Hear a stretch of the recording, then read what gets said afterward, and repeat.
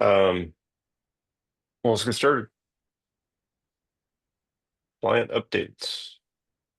I believe I saw Jimmy on the phone, or someone from the White House side that wants to kick us off.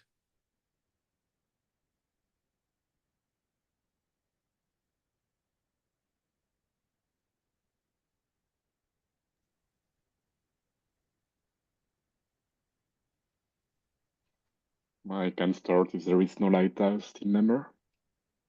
Okay. Yes, so during this week, I mainly work on the validation pipeline of data columns. What we do with Blob is quite standard, and what we do with data column is a lot more YOLO. So I wanted to clean this.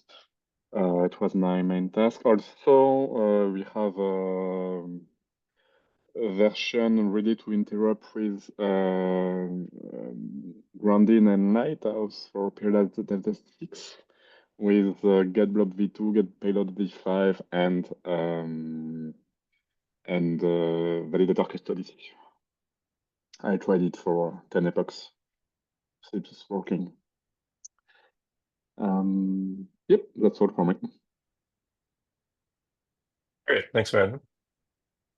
Taku. Yeah, I'm here on behalf of Dimitri today.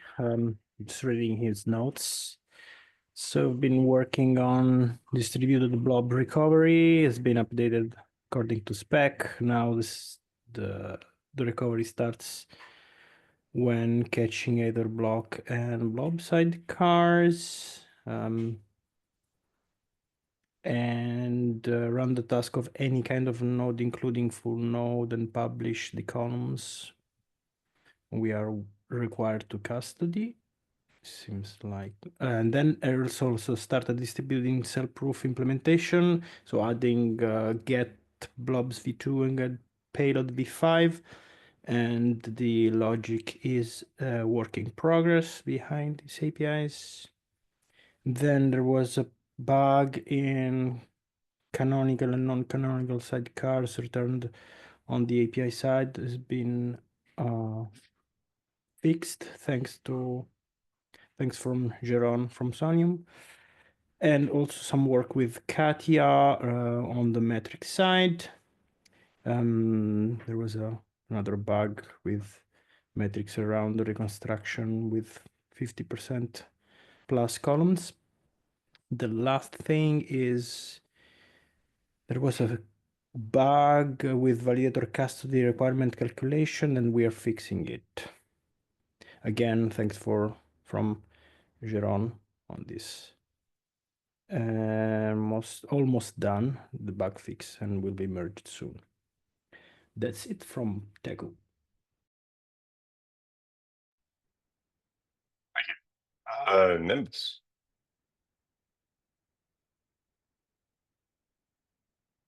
Yeah, so last week we sort of paused some of our work in validator custody.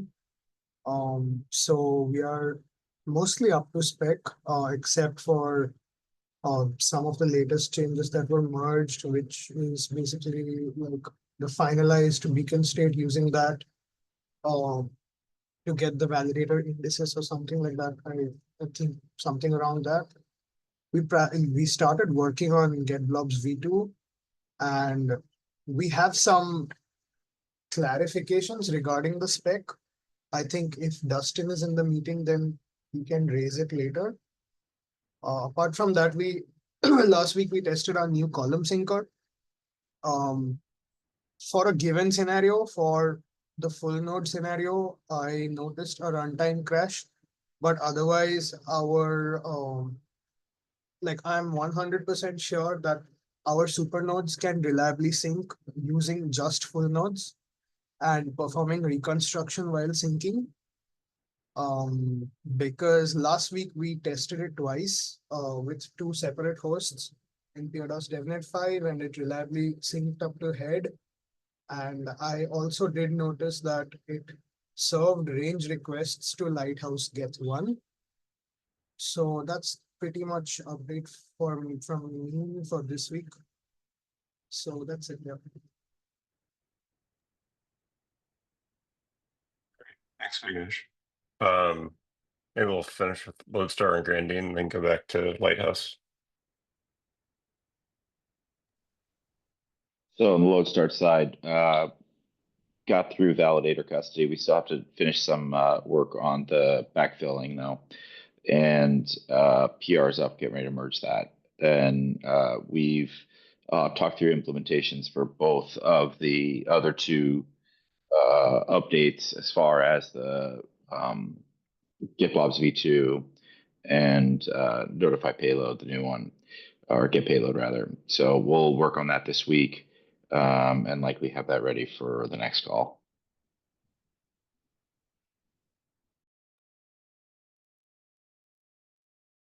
Great. And Grandine. Yeah, so for the last week, not much progress on the implementation side, but we have been working on testing and hardening the cell-proof integration. So we get it ready, interoperate with Lighthouse, and we have found a bug that caused the node to at runtime, and it was a stack overflow when we are processing the higher blob count, like mainly when we process like more than 30 blob. So it's due to my parallelized process bug. So this thing have been testing without parallel, so there's no like overflow issue, and we have to investigate it for the on the issue. And another update is it adds support on the multiple KCG backends on the PeerDAS. So it is saying to the team on Grandin that it implement the multiple backends. Yes, and for this week I will try to investigate it further and working on the syncing issue on the net files. Yeah, thank you. Thanks. Jimmy. Hey, hello everyone. So on the DevNet 5 side, we've identified a bug with our DA check. So probably noticed that our Lighthouse Geth node has been going up, like down, and coming back up again. It was caused by an issue with our lookup. So it regularly gets stuck and then it has to get into range sync mode. We've got a fix for that, but we've got it targeting the DevNet 6. So we don't have that on the DevNet 5 branch. So hopefully that's okay. But if we need to make sure the DevNet 5 keep running, then we can also merge that onto the DevNet 5 branch. And for DevNet 6 stuff, we've got the cell-proof computation pull request wrapped up. Done a bit of testing and seems to work with Geth, Nethermind, and Ref pretty well for a couple of epochs. And we've also implemented the distributed blob publishing spec for full nodes. So full nodes will now also publish their custody columns as well. We've also added the support for max blob per block Fulu, because previously we didn't have that in our configuration, so it just ignores it. But that's implemented and it's available on our DevNet 6 branch. Yeah, that's actually, sorry. There's also we've also implemented the validator custody, the very basic. So we've got it implemented with no backfill, and it's still in the process of being tested. And yeah, that's all from Lighthouse side. Thanks, Jimmy. Marius, Marius, jump in with Geth. Sure. So I've been working today to fix all of the missing stuff. Previously, my implementation was more like a proof of concept type implementation in order to get the CLs up and running. Now that we're moving slowly moving toward definite 6. I decided it's time to sit down and create an actual implementation. Yeah, that takes a bit longer than I thought, because I still because I have to like change the transaction pool and make sure that we're validating everything everywhere. And yeah, but I should be done by the end of today. That's it. Great. FLCL, or someone from another mine team. Hello. We fixed a small bug in API and are participating kind of in Cortes's setup. No more news. We want to collect feedback and confirm that we implemented everything correctly, and yeah. And there are a couple of ideas how to improve efficiency of engine get blobs v2. We can discuss it in the chat or later. That's it. Thank you. Someone from the Besu team.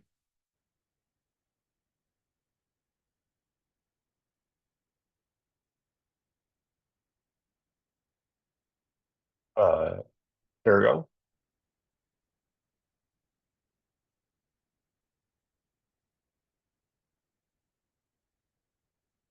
Roman had posted an update here from Brett, if you want to take the time to read it, review anything there. And then Gadget, or did you have anything you wanted to add on the Ethereum JS side? Yeah, on Ethereum JS, so I was waiting for the PRs to merge, and I will basically then implement the new transaction wrapper hopefully this week, and as well as introduce changes for get blobs, as well as the new payload, the get payload new blobs bundle. So maybe next week, Ethereum JS should be able to participate and support. Excellent. I started the agenda here with a couple of notable wins or merges from last week. Got some positive feedback, as you probably heard on ACD last week, on the BPO concept, or the blob increasing schedule. Saw that the PRs related to EIP 7594 also got merged last week. There's one small draft PR that's open related to it, with a few minor revisions.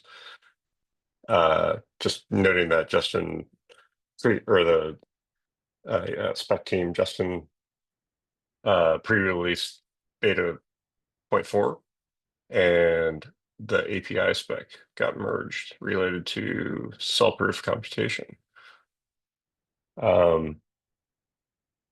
Barnabas or Pari, you want to lead us off with DevNet? Yeah, sure. So I've been testing with different EL and CL clients, and currently we have a few client combos working, and that is going to be Nethermind and Wrath. Gas is still currently work in progress, and we have Lighthouse and Grandin.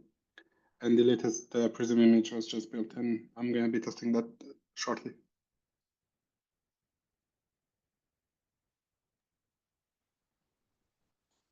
Great.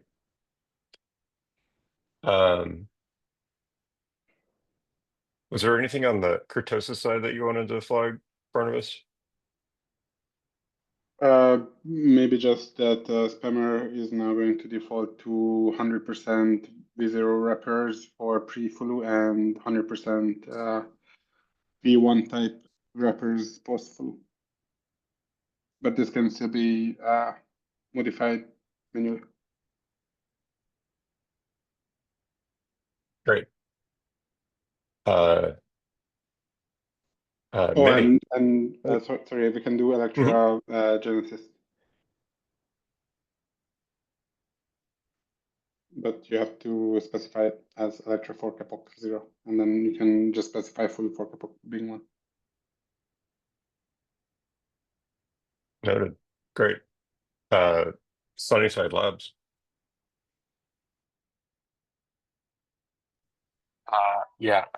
So we do have another report coming soon, but I think most of the discussions are being done on Discord. So I think we can follow up in Discord and share the reports afterwards through Discord. So I think we can just skip it and move on to other discussions today. Great. And Pari, I think I heard you note yesterday, I don't know if anyone from Probe Labs on this call, but I believe you mentioned some related work that Probe Labs working on with GitBlobs v1. Yeah, I think the update from them will be postponed to next week, though there's still a couple of details we want to check before we talk about it publicly. Okay, thanks.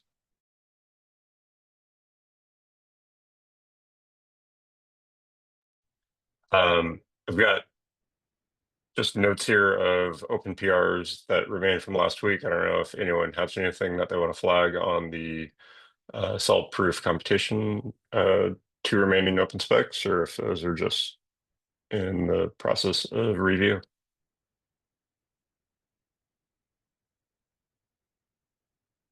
I also grabbed a note from Derek G on the beacon metrics, noting he'd be interested in seeing how frequently GitBlobs v2 retrieves all blobs requested.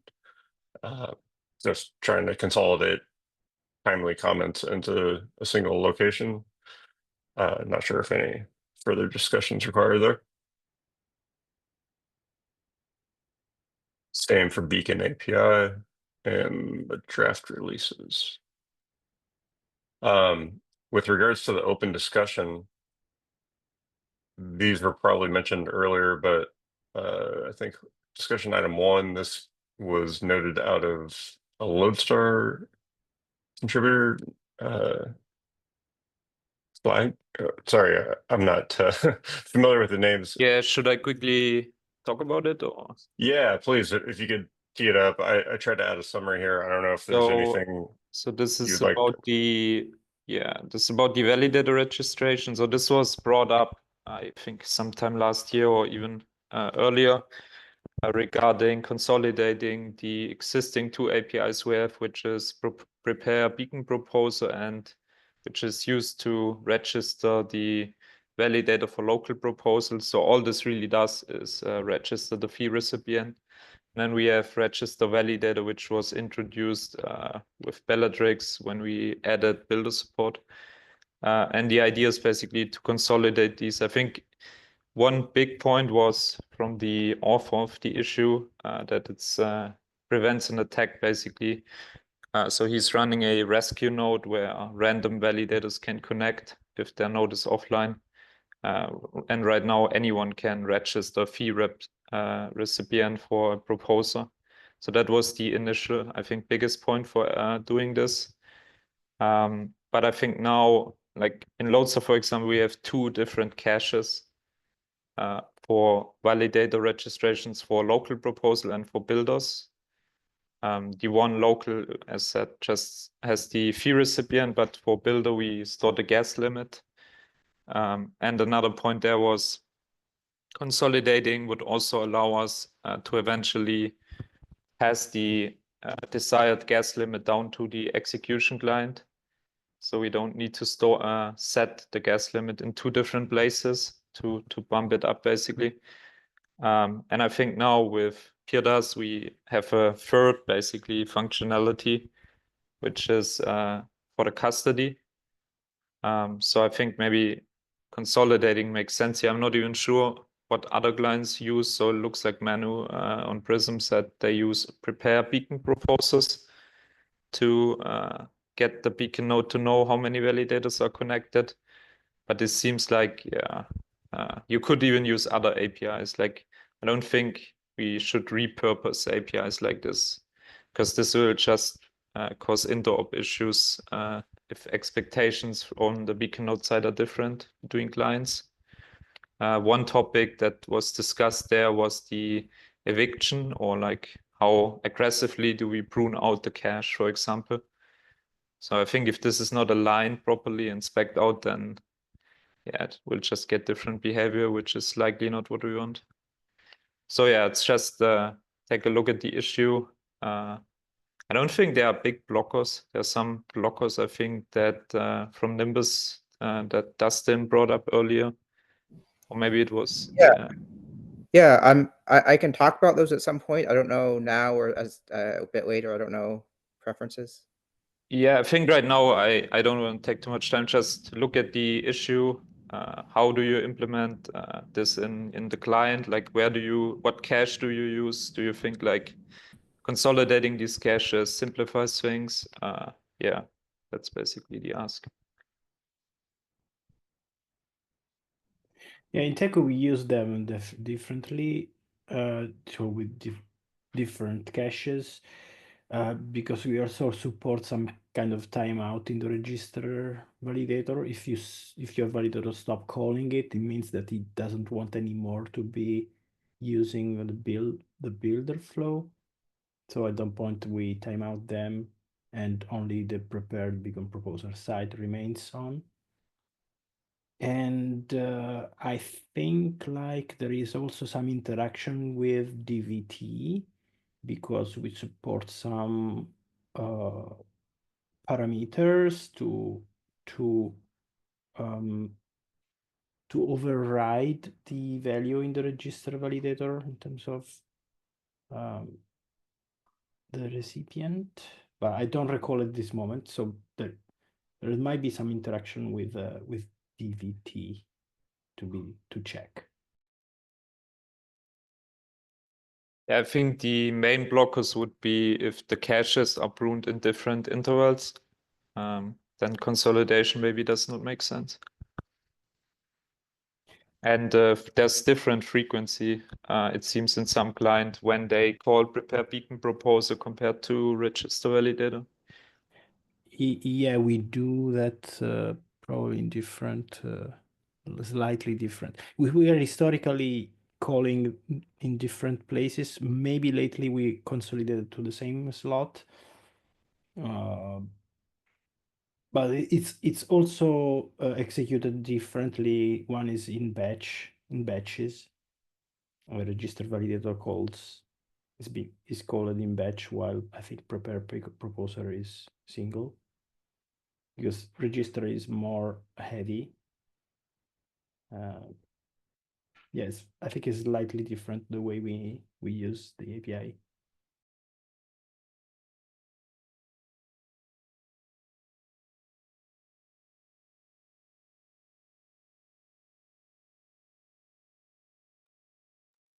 The best thing would probably be just comment on the issue if there are like big blockers you see, maybe.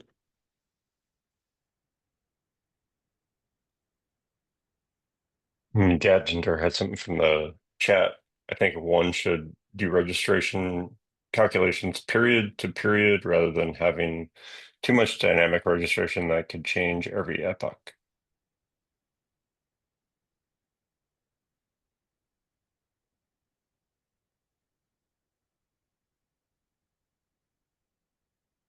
Great. Yeah, in the chat, I noted for Hang that I've got discussion item 2 here. I don't know, Marius, if there's anything that you wanted to add.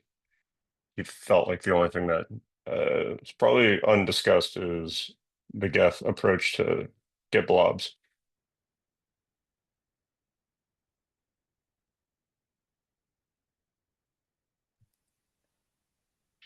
What do you mean with the Geth approach to get blobs? Hang, are you able to provide any more context on that?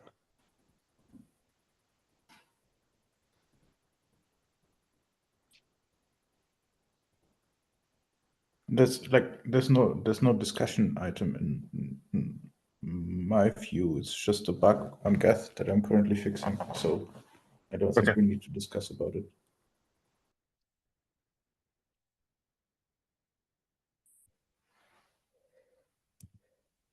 Were there any other timely discussion items that people would like to take the time to discuss? Dustin? Yeah, thanks.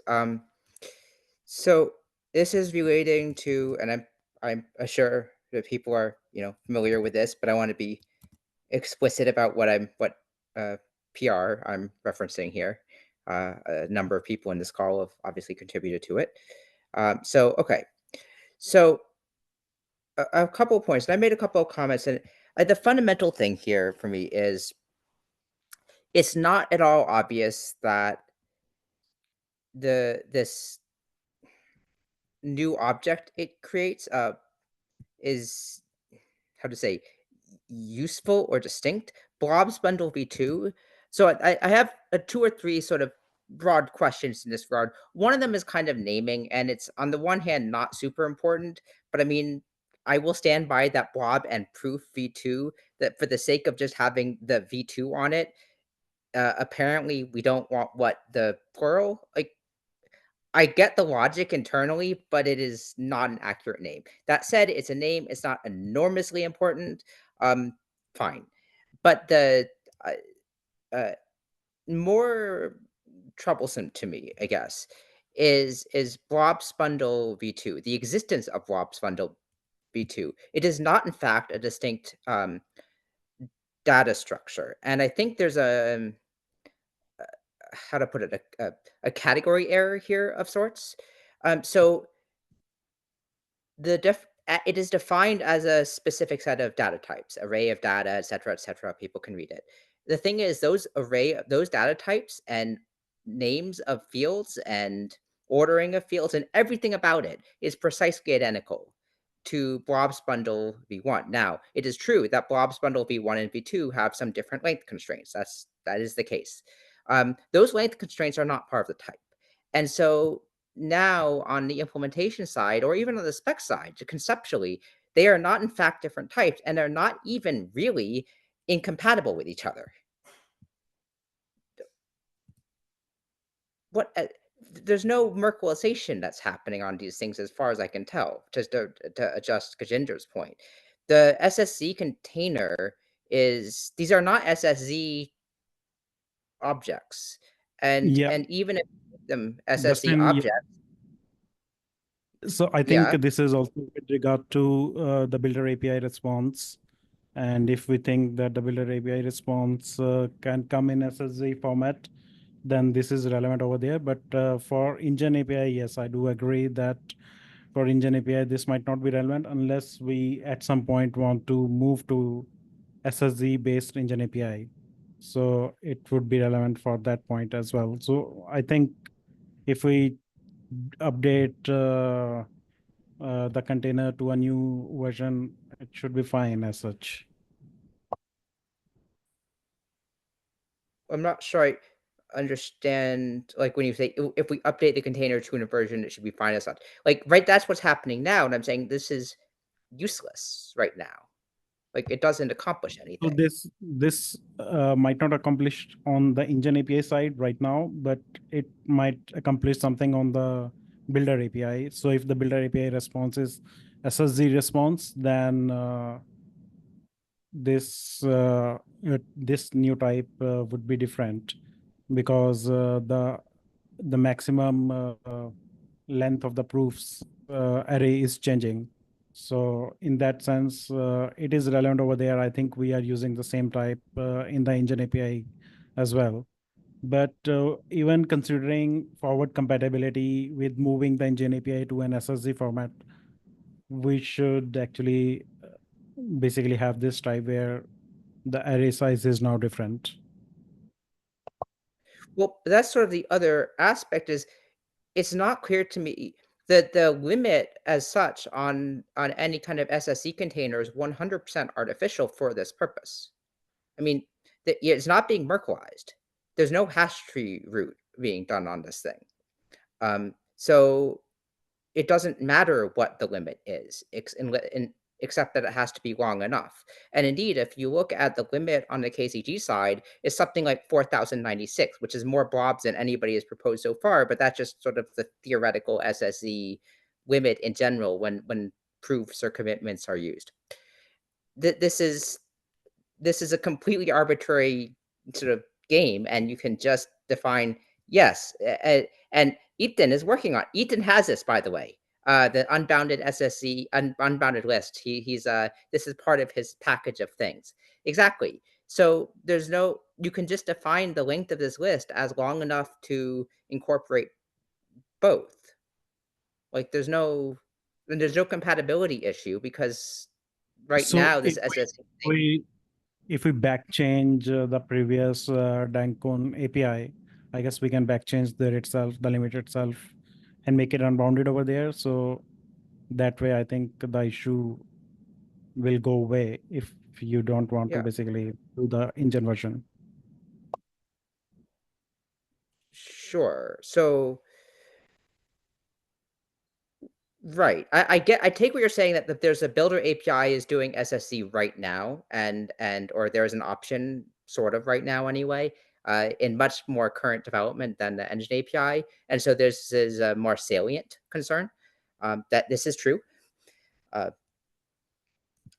But at the same time, there's no, yeah, there's no, there's, I would say, yeah, what I would propose is make there's a and actually also resolve a conceptual lack of clarity at the same time, which is that right now this blobs bundle v2 and blobs bundle v1 actually, but they define a little bit of semantics in a way where it's not clear where that semantics are supposed to be enforced. Right? Like on a spec side, that's actually really problematic. Like to just say they have to be the exact same. We can all read the text. But later in there, when you talk about, say, get payload, it actually does have the enforcement mechanisms and where and how they're supposed to run. That's great. And like something like that does have to exist. But in defining them sort of alongside the spec type doesn't actually accomplish anything, because it is nowhere said in the spec where that is enforced. And that means you can get consensus issues. And so as a result, like I would say it's also a conceptual cleanup to go back into Denkun and say to remove the only thing that actually conflicts, which is where it says that all of these lists have to be the exact same length. Remove that constraint, make sure it's specified in one of the calls in terms of one of the semantics of the calls. And so those are not randomly mixed anymore. And at that point, the data structure itself is the same. And then done. Like then there's not this pointless identical copy of blobs bundle.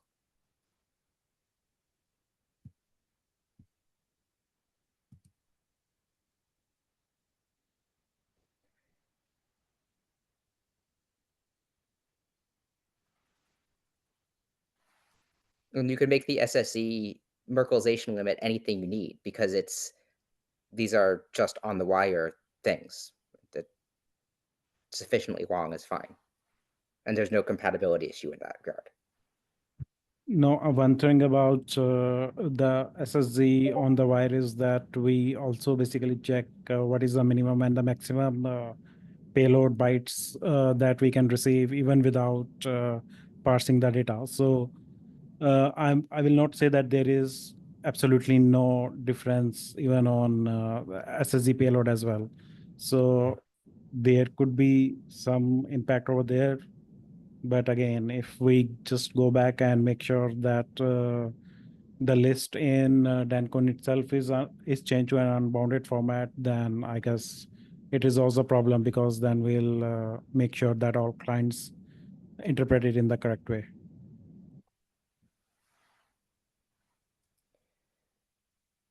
Sure, that's definitely one approach.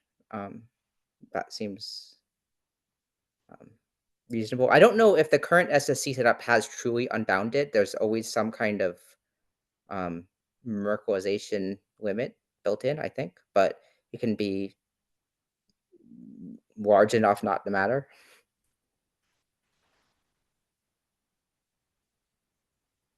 Great. I just want to check with others if there's any other outstanding discussion items, or if we're Dustin, do you feel like you have direction on this? Is this something that Francis is required to be able to speak to, or Justin? I think it would be, in what sense, like be required to be able to speak to, I guess. I'm not sure.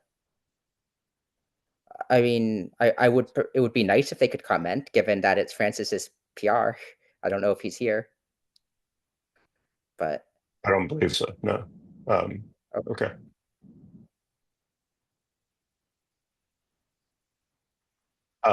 Any other discussion topics? The last thing that was on the list was just the meeting time for this call. It had been suggested in the Discord yesterday of trying to normalize this with ETH o'clock and the every other week cadence, trying to get it at 2 p.m. UTC for kind of a broader audience. It sounds like historically at one point the time adjustment was due to conflicting with Fossil and I believe History Expiry have breakout calls every other week at 2 p.m. UTC, but just curious if people are in favor of this idea or if there's any concerns about moving or indifference.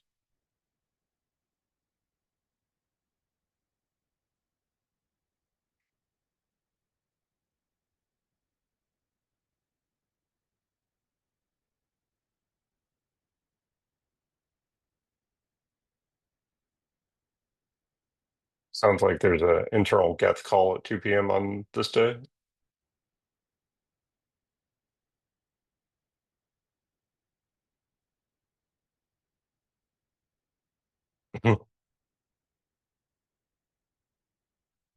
Maris, do you know if that internal Geth call is something that could be moved to accommodate this call?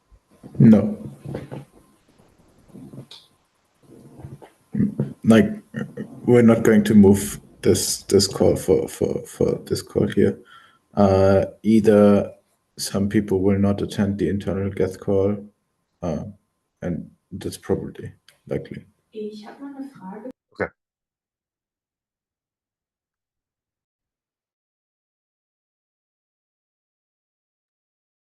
Okay, great. I will plan on moving this call to the 2 p.m. slot. Were there any other items that people would like to discuss today? If not, Yeah, I'll so give there you were back. like a bunch of discussions on Discord during the call about the response to get blobs. Like currently, I think the spec also gives a response when you don't have all of the blobs. Like you kind of have this partial response with some of the blobs, which isn't really useful. And so there was a bit of a question of, do we actually want to have this response versus just like an empty response whenever you have something but not everything. So like basically you only give a response with something if you actually have all of the blobs. Yeah, so that's part of it. And then a bit of kind of side things around it about what exactly do we want the EL to do? Like maybe we want the EL to be like more aggressively trying to request things once they get a get blobs request and they know which blobs exactly they should be looking for. But I think that's maybe, yeah, I mean, it could also be like, it doesn't have to be like agreed upon. It could be each client does something different there. More about the, yeah, this response thing. I think it's something we should agree on. What are the options for the response right now? And what's the status quo? So I think the status quo is that whenever you have something, you give that. So like if you have 3 blobs, you give 3 blobs and so on.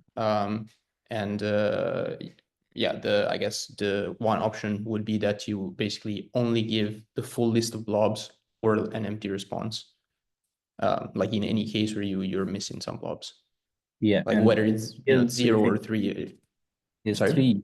3 useful at all for the CM? No, it's not. So that's, I mean, now at least I know like Lighthouse, I think is just dropping the partial response. I don't know what other people are doing, but like I don't know. I don't really see a reason why you'd use a partial response in any way.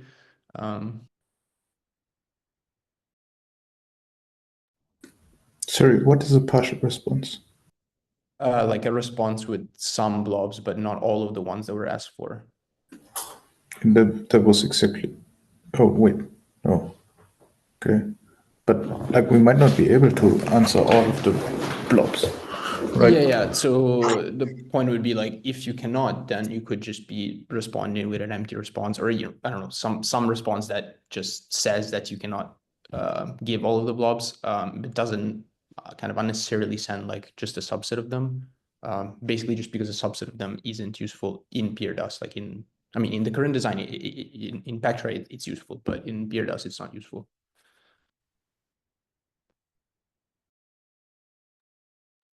Yeah, I guess, like it's been said in the chat, partial responses eventually will be useful, but just like not in Fusaka. So I don't know. There is a question of if we want to have them now just because they'll eventually be useful. I don't know. Feels to me like we can introduce it when it's useful, but exactly. It feels like we should optimize for what we have today, right?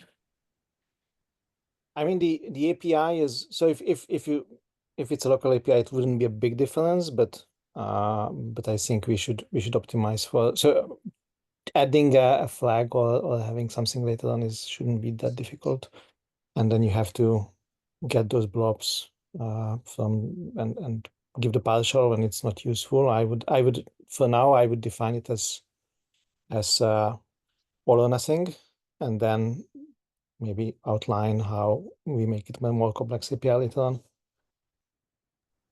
I also agree.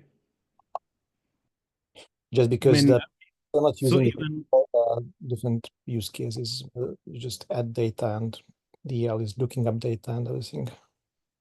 So even in future, when we'll have an API that will give us the columns that are custodied, not basically blobs, that API would be different because its response format would be different and it would not be named, for example, get blobs, or it could be something else. So in that sense, I think we should not worry about the future API, and the current API empty or full response seems like the correct behavior, as the time is very critical at that point when we are making this call. Any latency is very critical at that point when we are making this call.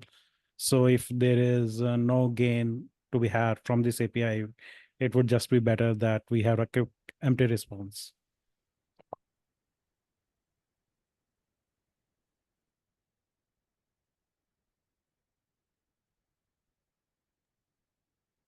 Jimmy, I saw you had your hand up for a bit on this topic. Is there anything you wanted to say? No, it's yeah, it's been mentioned and it's discussed in the chat as well. So yeah, it's covered. I just want to say that, like, at least in our implementations, like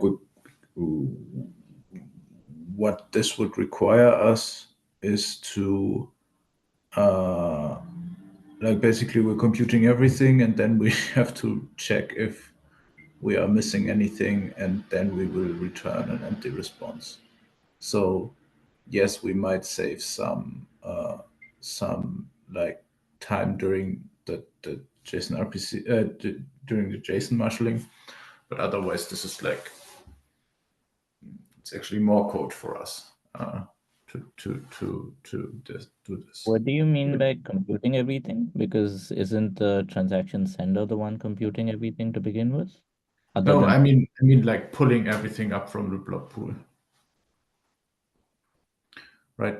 All of our transactions, all of our blobs are in the blob pool, and we need to pull them out. We need to make sure that they are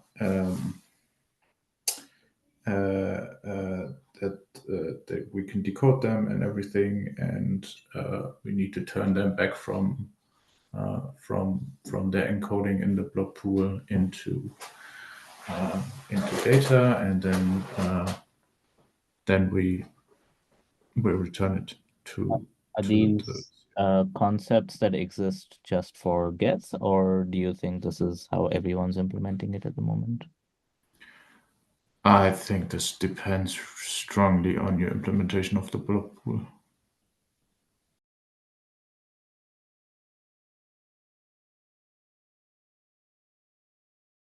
Yeah, Marcin, maybe? Yes, so for Nethermind, we have like full block transactions saved on disk, so pulling them is expensive. But we also have some parts in memory, and one of the parts is block version hashes. So actually, it's cheap for us to check if we have all the blobs and return null response if some is missing. And I think from what I remember from before CanCon fork, like Peter from Gav added Gav is storing some part of transactions in memory, so maybe adding blob version hashes there can be helpful.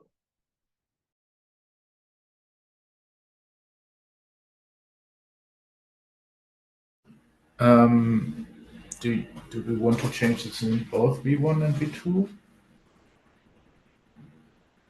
I think in blob V1, I mean, we do actually use a partial response, so that's not really as critical there. In V2 is where we need the whole thing or it doesn't work. And I think it should be said that like it's not a big deal on the CL side if we're going to do a length check from our request to our response to make sure that we got everything back.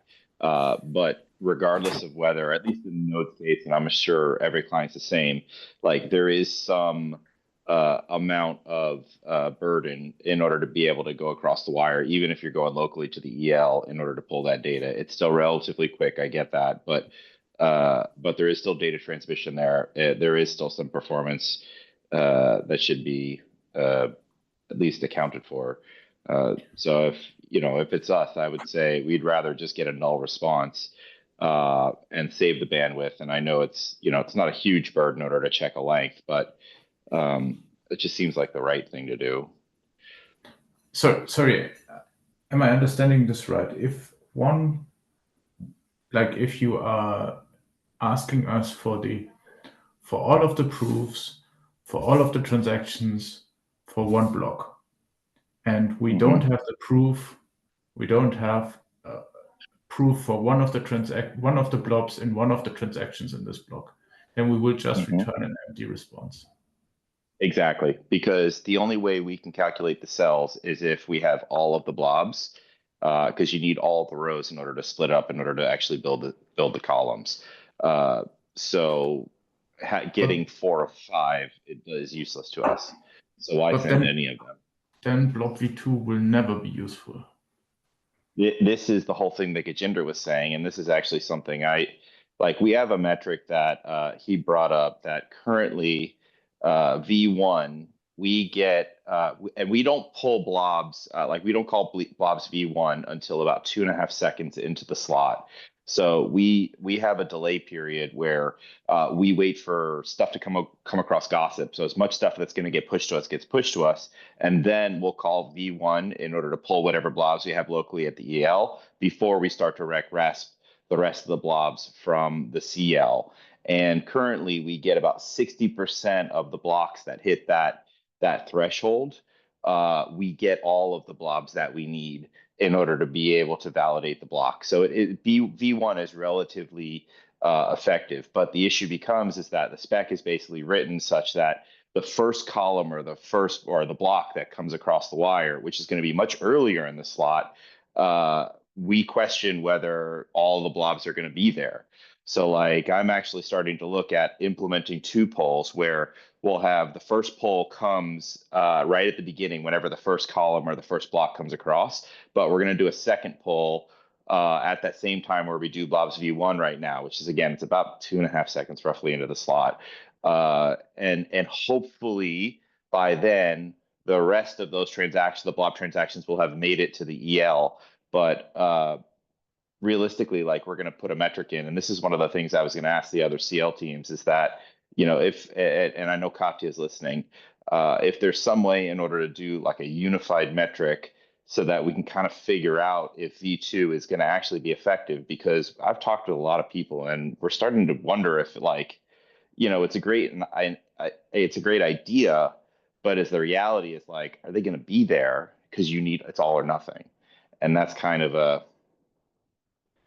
yeah, I mean, I'm preaching to the choir. I'm sure you guys understand.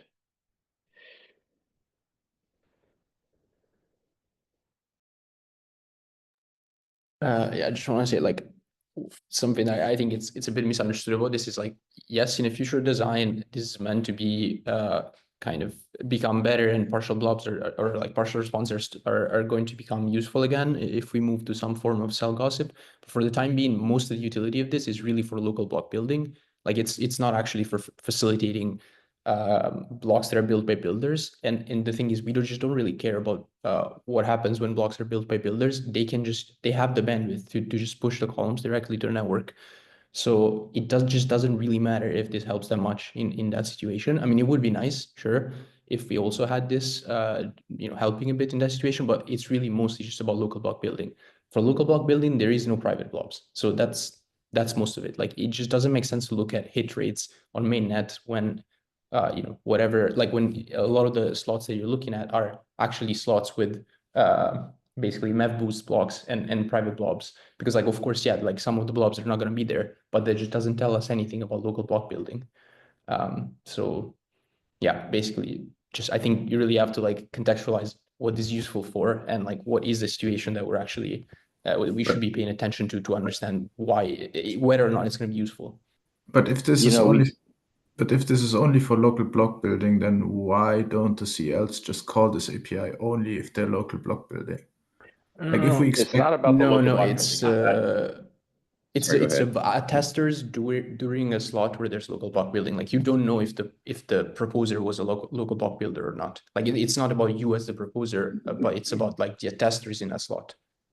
Is to have. And so, like, when you do local block building, it's not so much that you're publishing on the subnets for each column. It's that you have to have a peer that's connected, that's listening to each one of those subnets, and that's trickier than it sounds, because we already have a lot of peers that we need to maintain for other reasons.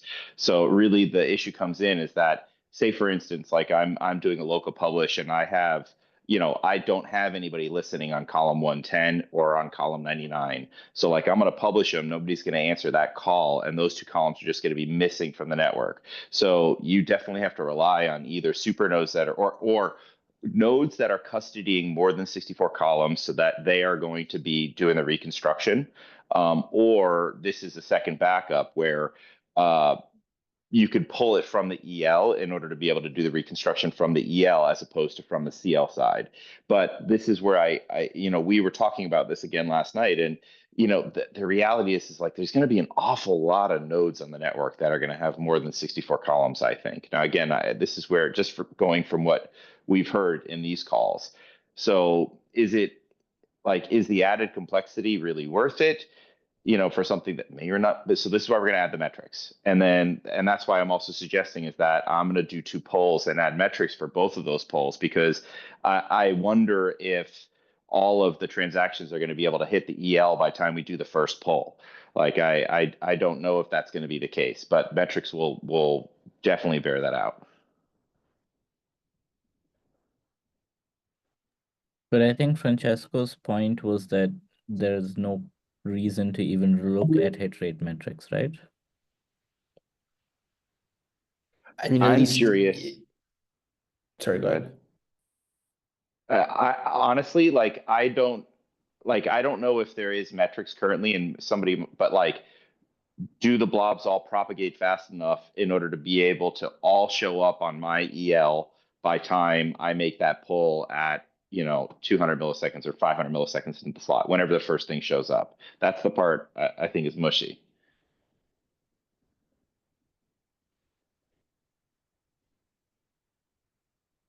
So there are people measuring how fast blobs are popping up, and Blob is doing measurements on that. They're just not fully ready with that.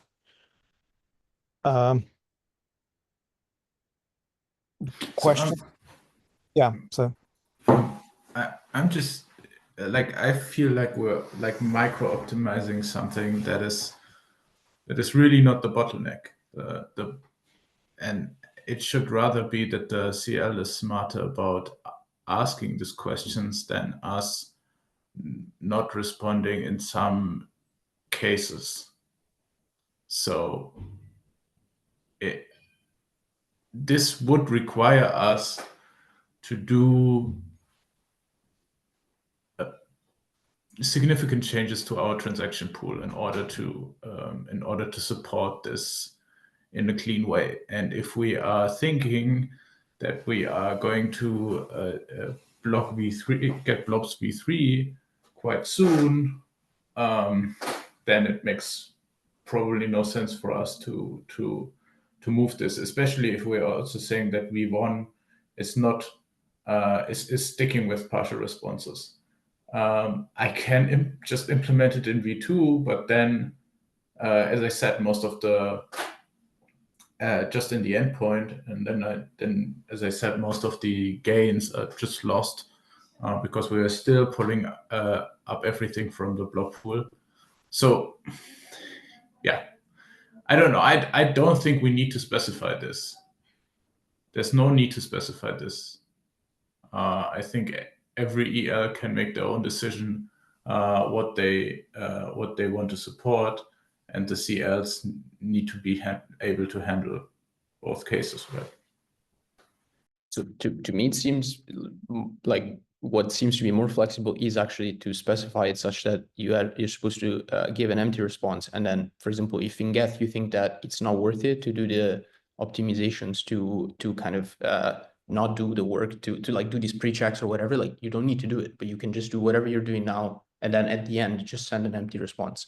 But in some other EL, it might actually be useful to like, they might have a architecture where it's easier for them to do these pre-checks and then they can actually take advantage of this. Like, I don't really see why we wouldn't, like, I don't think that it can never make it worse to specify this. Like, if your architecture just doesn't really support it being useful, you just send an empty response at the end without saving any work. And yeah, another small point is like the get blobs v1 thing. It's not that we would still have this thing around that where partial blobs are useful, just partial blobs are not useful in Fusaka. But the thing is, get blobs v2 is the only thing that's meant to be used in Fusaka. So it's more of a, like, once we get to Fusaka, just partial blobs are not useful. And yeah, I guess about v3, like, yes, we eventually want to move to something where partial blobs are useful, but like this, we're talking about like next fork. So it's kind of, I don't know. I at least I wouldn't, and like we don't even have a clear like exact design of how this is going to happen in mind. So I wouldn't make decisions based on this kind of eventual retransition to partial blobs. Michael and then Ari, and just a note, we are over time. Yeah, I just wanted to mention that we are actually taking a look at how blob transactions are hitting the mempool at the EL. And what we saw is that 86% of the blob transactions are actually in the public mempool, and actually 82% of the total proposed transactions are arriving before the start of the slot where they are included. So even though it's not 100%, I still think that there is something valuable to get from there. It's like, if I'm a local builder, or even if I'm a MEV builder, there is no need to propagate, at least not at the same time, all the blobs, especially because if 82% are already present in most of the mempools, like, I could start just the propagation to the ones that I know that are more likely to be missing at the others mempool.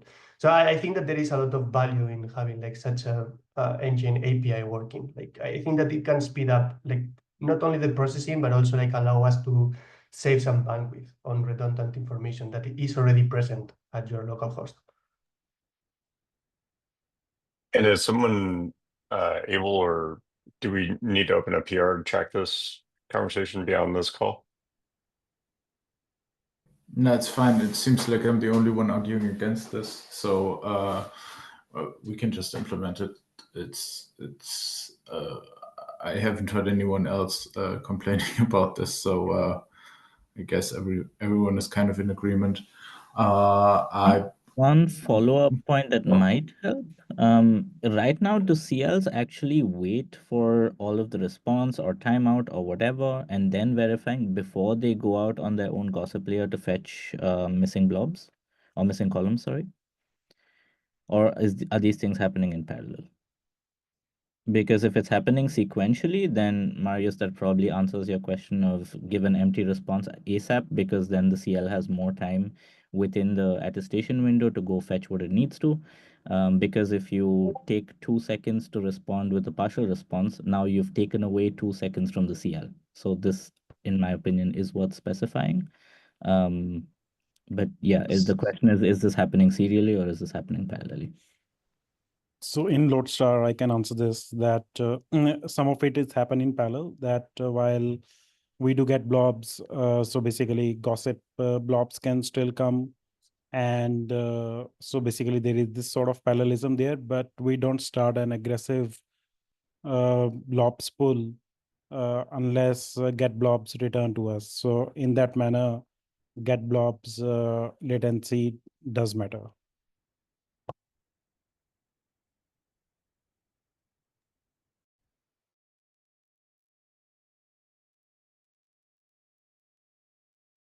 Okay. Any final thoughts on this before we close the meeting? Agnesh? So for Nimbus, what we do is whatever the blob count is, for every function call of blob gossip validation, we spawn a thread and we call get blobs across threads. So we don't retry after every timeout, but we retry in parallel, and whoever wins, like, it's basically like, let's say if the blob count is 9, there would be 9 parallel retries for get blobs, and there would be 1 blob gossip validation attempt. Whoever would win would apply the block. So the latency wouldn't matter for us. But in general, it could be problematic if this model could be problematic if the blob count is raised a lot higher, because the CPU utilization would go through the roof. So that needs to be worked upon. So yeah.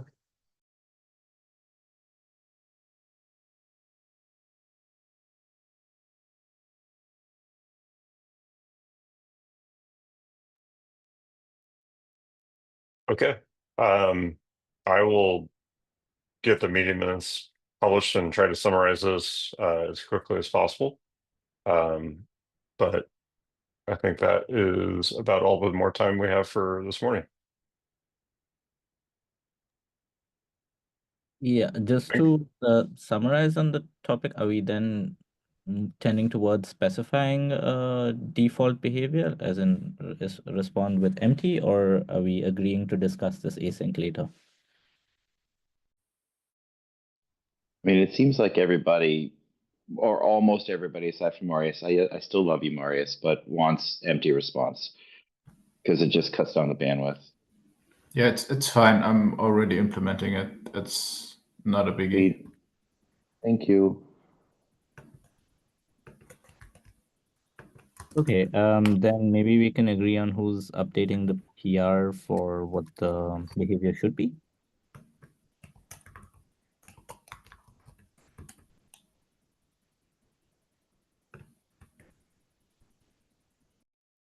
Yeah, I can try. Okay, thank you. Thanks, LCO. All right. Thanks all. Bye. Thank you. Thank Bye-bye. you. Bye. Bye. Thank you. Thanks. Bye-bye.